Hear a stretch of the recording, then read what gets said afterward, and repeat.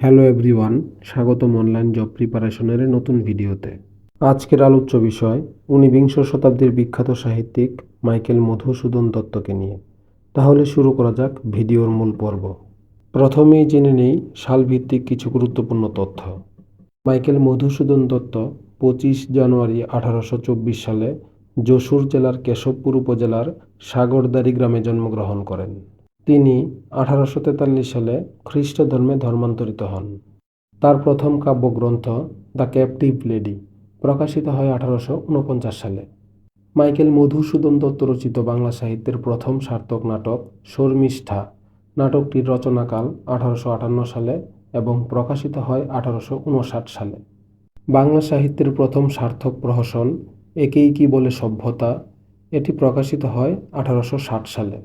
বাংলা সাহিত্যের প্রথম সার্থক কমেডি নাটক পদ্মাবতী নাটকটি প্রকাশিত হয় 1860 সালে। এই নাটকেই তিনি প্রথম অমিত্রাক্ষর ছন্দের ব্যবহার করেন।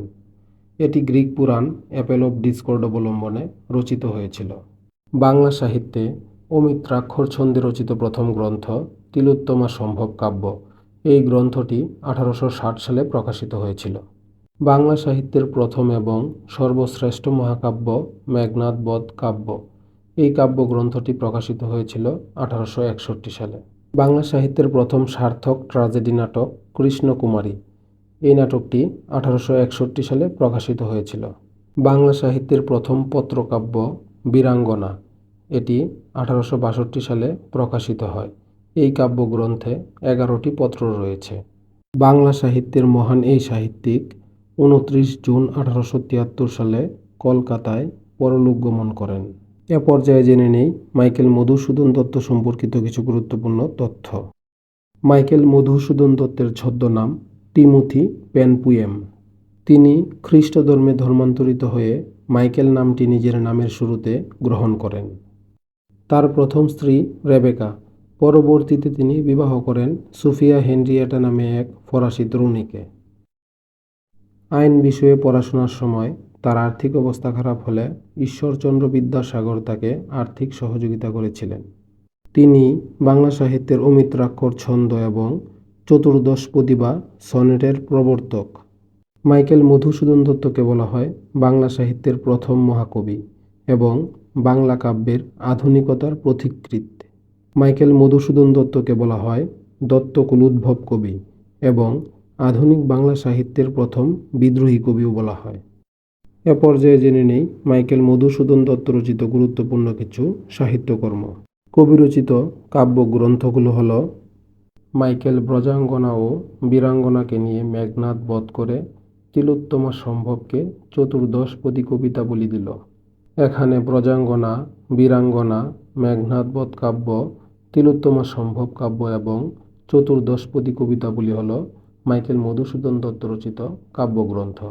মধুসূদন দত্ত রচিত নাটকগুলো হল শর্মিষ্ঠা, পদ্মাবতী, কৃষ্ণকুমারী এবং মায়াকানন। তার রচিত প্রহসন দুটি হল একেই কি বলে সভ্যতা এবং বুড়ো শালিকের ঘাড়েরও। মাইকেল মধুসূদন দত্ত রচিত অনুবাদ গ্রন্থটি হল হেক্টর বধ। তার রচিত দুটি ইংরেজি কাব্যগ্রন্থ হল দ্য ক্যাপটিভ লেডি এবং ভিশনস অব দ্য পাস্ট। এ পর্যায়ে বিভিন্ন পরীক্ষায় আসা কিছু গুরুত্বপূর্ণ তথ্য। মাইকেল মধুসূদন দত্ত টিমোথি পেনপুয়েম ছদ্মনামে তার প্রথম কাব্যগ্রন্থ দ্য ক্যাপটিভ লেডি এবং দ্বিতীয় গ্রন্থ ভিশনস অব দ্য পাস্ট রচনা করেন। তিনি রামনারায়ণ তর্করত্নের রত্নাবলী নাটকটি অনুবাদ করেন। তিনি এ নেটিভ ছদ্মনামে দীনবন্ধু মিত্রের নীলদর্পণ নাটকটি দ্য ইন্ডিগো প্ল্যান্টিং মিরর নামে ইংরেজিতে অনুবাদ করেন। মাইকেল মধুসূদন দত্তের শেষ রচনা ছিল মায়াকানন, যা প্রকাশিত হয়েছিল 1873 সালে। অমিত্রাক্ষর ছন্দ বলতে বোঝায় যে কবিতার চরণে অন্তমিল থাকে না। সনেট বা চতুর্দশপদী কবিতায় 14টি লাইন থাকে। এই 14 লাইনের প্রথম 8 লাইনকে বলা হয় অষ্টক এবং শেষের 6 লাইনকে বলা হয় ষষ্ঠক।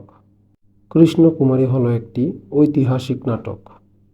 ব্রজাঙ্গনা কাব্যটি বৈষ্ণব পদাবলীর আধুনিক পরিণতি। এটি একটি গীতিকাব্য। পত্র আকারে রচিত কাব্যকে বলা হয় পত্রকাব্য। হেক্টর বধ গ্রন্থটি হোমারের ইলিয়ডের বঙ্গানুবাদ। মেঘনাদ বধ কাব্যটি অমিত্রাক্ষর ছন্দে রচিত, যার সর্গ সংখ্যা 9টি। এই কাব্যের উৎস রামায়ণ। এটি একটি করুণ রসের কাব্য। এই গ্রন্থটি ইংরেজিতে অনুবাদ করেন রাজনারায়ণ বসু। চতুর্দশপদী কবিতাবলী হল বাংলা সাহিত্যের প্রথম সনেট সংকলন, যা ইতালীয় কবি পেত্রার্কের অনুকরণে রচিত হয়েছিল। এই কাব্যগ্রন্থের উল্লেখযোগ্য কবিতা হল কপোতাক্ষ নদ এবং বঙ্গভাষা। বঙ্গভাষা কবিতা হল বাংলা সাহিত্যের প্রথম সনেট। এই হলো আজকের বিষয় নিয়ে সংক্ষিপ্ত আলোচনা। দেখা হবে পরবর্তী ভিডিওতে। সবাই ভালো থাকবেন, সুস্থ থাকবেন। ধন্যবাদ।